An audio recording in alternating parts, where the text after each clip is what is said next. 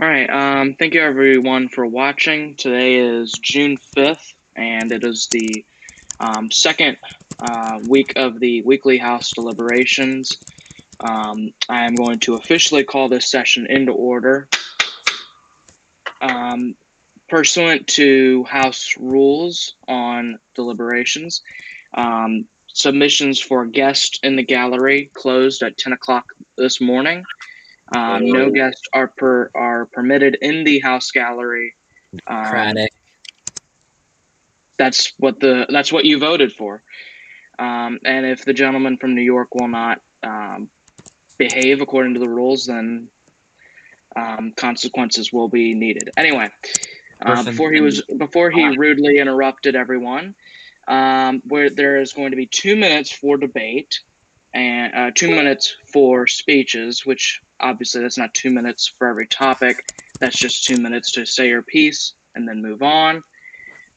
We'll begin by establishing a subject. The subject was set to the Bring Back American Jobs Act, which was created by Congressman Yimby, Senator Lampros, and Senator Dominguez. And anyone who would like to comment on this legislation, please seek recognition now.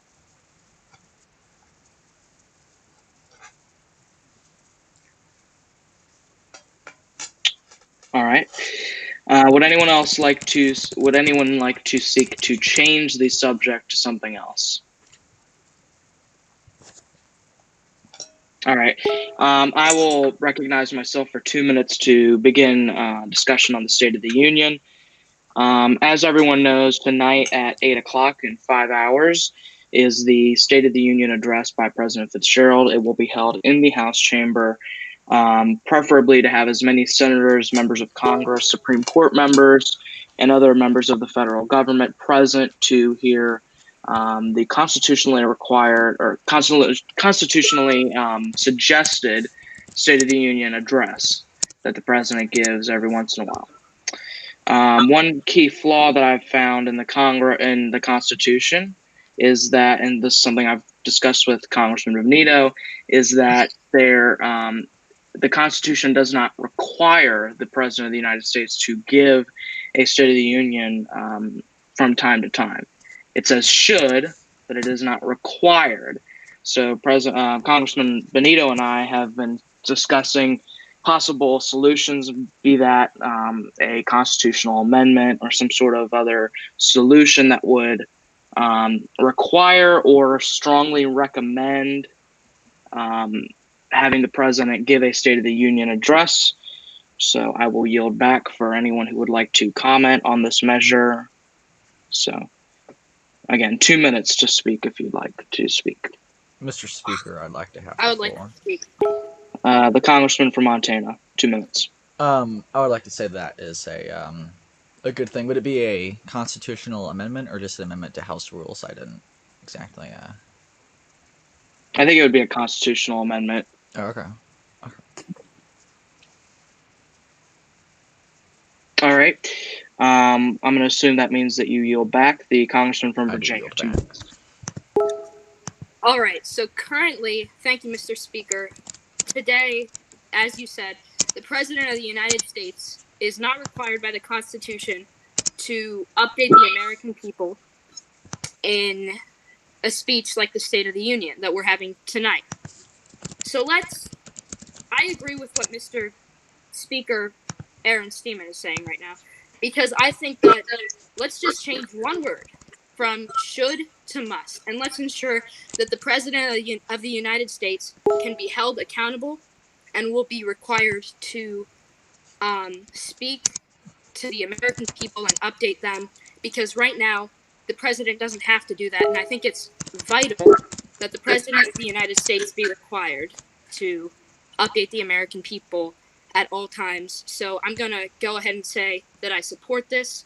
Thank you, Mr. Speaker. I yield my time back. Thank you, Congressman Benito. Would anyone else like to talk about the State of the Union or wish to change the subject to something else? I would like to talk about the State of the Union, Mr. Speaker. The congressman from Montana, 2 minutes. I guess I don't know if this is appropriate to do this here, but I just want to inform you that I might not be able to attend. I had possible family plans this evening, so if I'm not able to attend, I will let you know. But I just wanted to inform you. I don't know if that's, but yeah. I yield my time. Just in response to that briefly, that's fine. Obviously, there's only 10 spots in a call, and 3 of those will be for the president, the vice president, and myself, and then as many members of Congress that we can get in there. So that's fine. And thank you for telling us. I would recommend that you watch the speech afterwards, but that's not required. And Or at least may I add one read a more thing, Mr. transcript of Speaker? it. Yes. I would recommend that you only let Republicans, like besides the president and the vice president, into the State of the Union, just to kind of, I guess, it would be good in my opinion to only have Republicans in the State of the Union. What? Like the entire. I don't think you can The enforce entire. that. I mean, if you just think about it, I think it'd be appropriate to do. There's like 2 like members no of Griffin Congress Bates that in there, aren't no Republicans. Representative Bates in there, Senator Delaney. So No member of Congress can be excluded from the State of the Union unless they've Well, just don't. done something heinous enough. And Well, there's still, only 10 seats in the. Then just make sure they don't get there first. So it's first come, first served. Other than for the president, myself, and the vice president. Okay. I would like to. Gentleman from Massachusetts. Yes. Could we make it possibly on Discord, because then as many people as possible could join?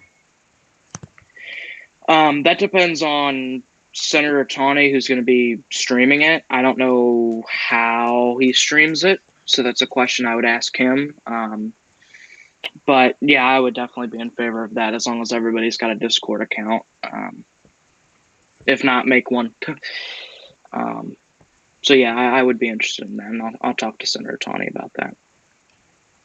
All right. Is there anything else anybody would like to say regarding the State of the Union before we change subjects? All right. If you would like to change the subject to a bill, resolution, or anything of that matter, or for just general speeches, now would be the time to do that. Yes, Mr. Speaker, I would like to have the floor. The gentleman from Montana.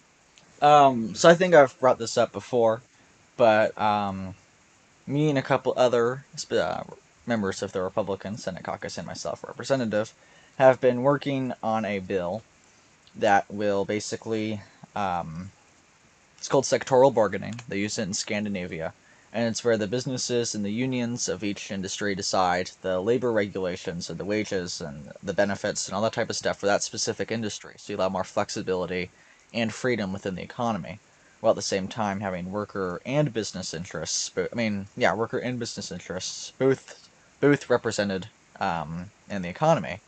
So if anyone here would like to help with that bill or sponsor or co-sponsor, just let me or Senator Thaddeus or Senator Dominguez or Senator Logan Rabe know.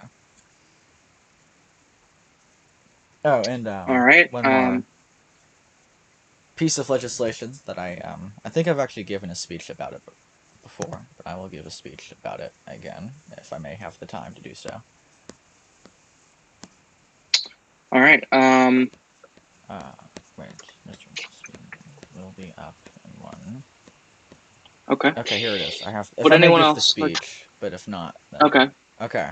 I think because it's. Are you going to be able to finish it in the 50 seconds you have left? I think I can finish it in the 50 seconds I have left, Mr. Speaker. All right. Okay. Continue. State and local governments are struggling to pay the bills for much-needed programs. State and local governments... Okay, I'll just cut to the chase. Okay. To start off with, this plan has already been enacted, but was cut during the Reagan presidency. All I'm proposing is the return of a successful program. It was oddly popular because it allowed the state and local governments to solve the problems that they have without federal federal regulation. Big cities used it for operational expenses. Smaller cities and counties used it to build or maintain courthouses, schools for the police, and fire protection. It enabled state and local governments to act on their most pressing needs. I believe that we should just return this popular program, get it passed. It worked in American history from the late 60s to the late 80s, so I believe that we should bring it back. And basically, just a real quick explanation. It's just like kind of like grants to state and local governments, but they can use it for very wide usage, what they can use it for. All right, thank you. Right on time, actually. Would anyone else like to comment on this legislation or anything else? I'd like to be recognized to comment on sectoral bargaining. The gentleman from Pennsylvania for 2 minutes. I think that's a very compelling idea, and I'd be interested in discussing that with you.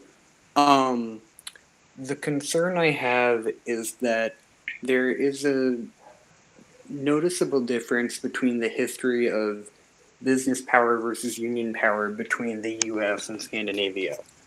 So in Scandinavia, you historically have much more union power compared to, a lot of union busting that's gone on historically in the US. So if you're going to implement that idea and want it to look the way it looks in Scandinavia, I think it's important to take that into account. And I think it's totally possible that you are, Mhm. but just in case it's not being a consideration, I wanted to point that out for everybody. Mhm. That's No, all.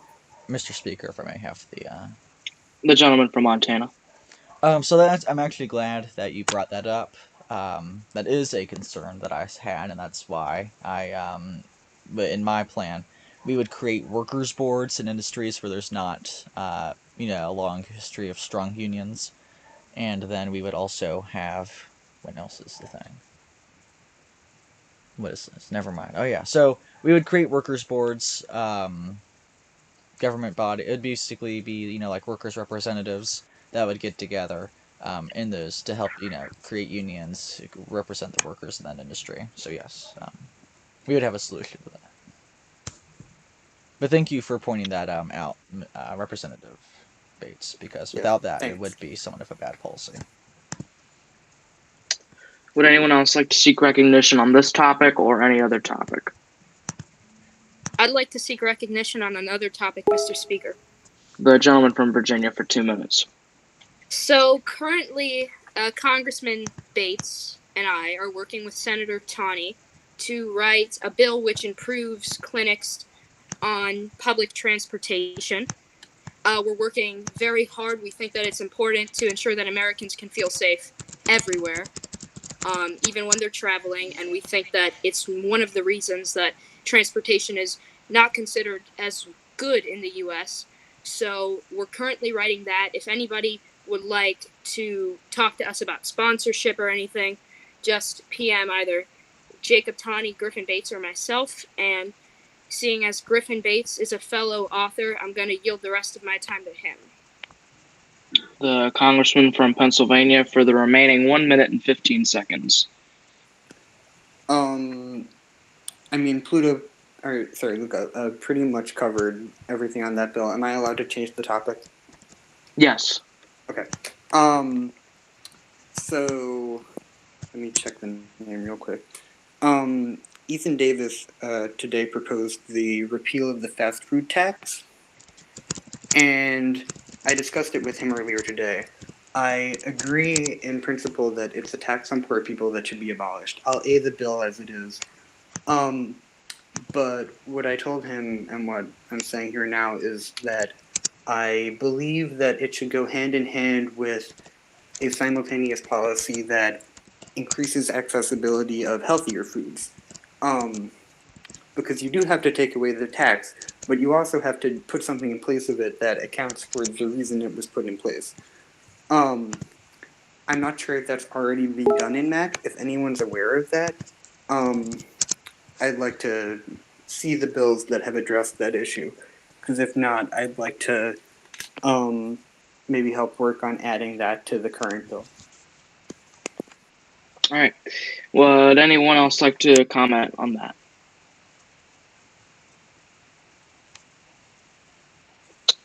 All right. Would anyone like to change the subject?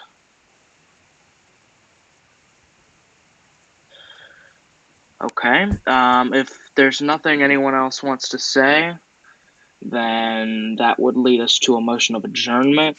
Okay. But that seems a little bit too early. So does anybody have anything they would like to say?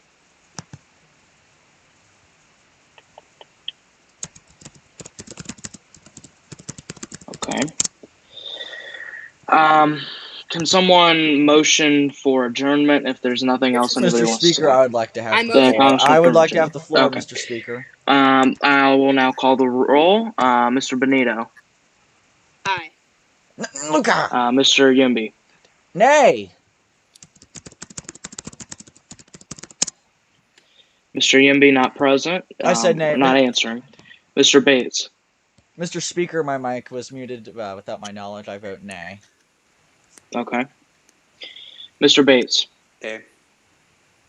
Mr. Hunt. Evan, you're muted. Evan, your mic is muted. Mr. Hunt. For No adjournment? vote. Yeah. Aye. Oh my god. All right. Wow. And then I'm also going to vote in favor. So by a vote of 4-1, this session of the House is adjourned. Goodbye. That was fun. That was very fun. Yeah, that was a good one. Yeah, that was actually a really good one. We all spoke. I told except y'all for, to